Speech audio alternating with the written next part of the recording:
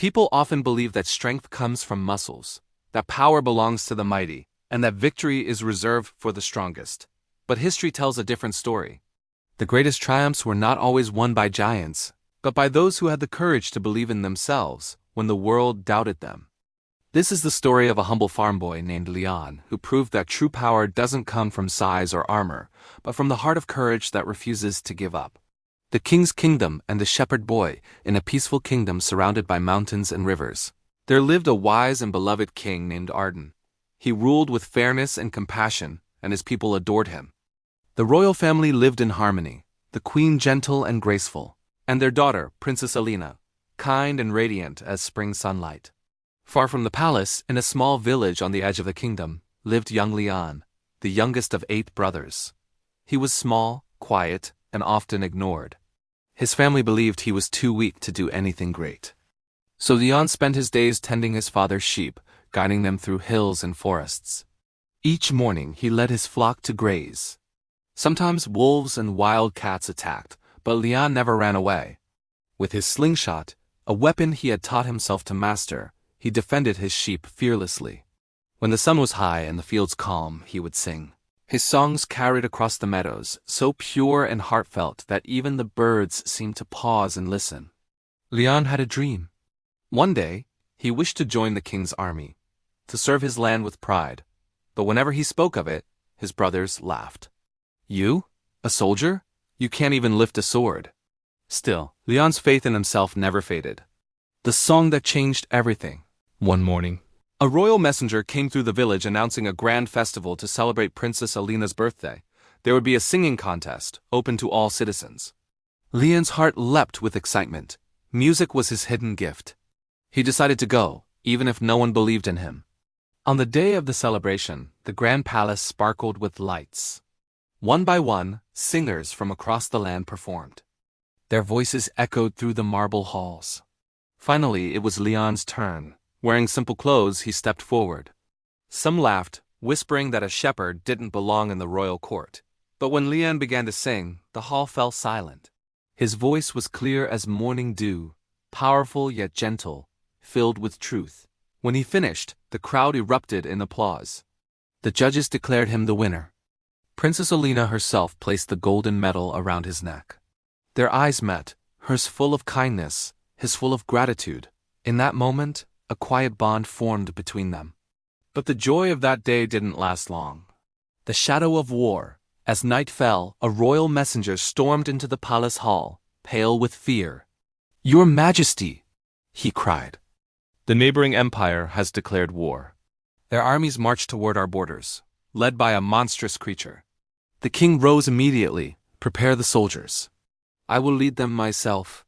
The next morning the battlefield rumbled with chaos. The enemy's secret weapon, a giant beast, taller than the palace gates, crushed everything in its path. Even the bravest warriors trembled. Swords shattered against its armor-like skin. King Arden fought bravely, but the beast struck him down. Wounded, he was carried back to the castle. In despair, he made an announcement.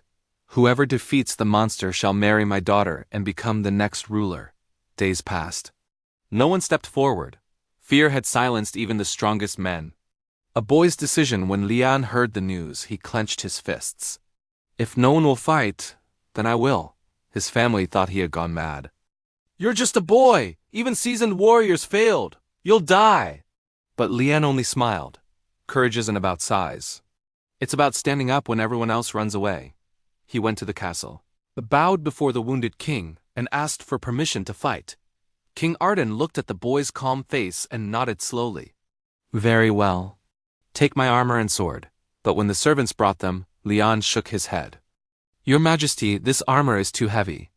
Let me fight with what I know best." And so, armed only with his slingshot and a pouch of smooth river stones, the young shepherd walked to the battlefield. The battle of courage. The enemy soldiers burst into laughter when they saw him. "They sent a child to fight our monster?" Even his own people looked away, unable to watch. But Lian didn't care. He whispered a silent prayer, pulled a stone from his pouch, and took aim. The giant roared and charged. Dust filled the air. At that moment, Lian's heart was still, his hands steady, Years of practice had made his aim perfect. He swung his slingshot and released the stone. It flew like lightning and struck the monster squarely in the forehead. For a brief second, time froze. Then the beast stumbled and fell with a thunderous crash that shook the earth. The battlefield went silent. Then came the roar, not of monsters, but of victory. The enemy soldiers, terrified, fled. The war was over. The rise of the brave. The news spread like wildfire, the shepherd boy who defeated the giant.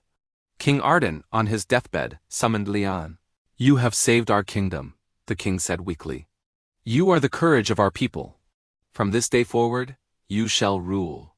Lian married Princess Alina, and together they ruled with kindness and justice.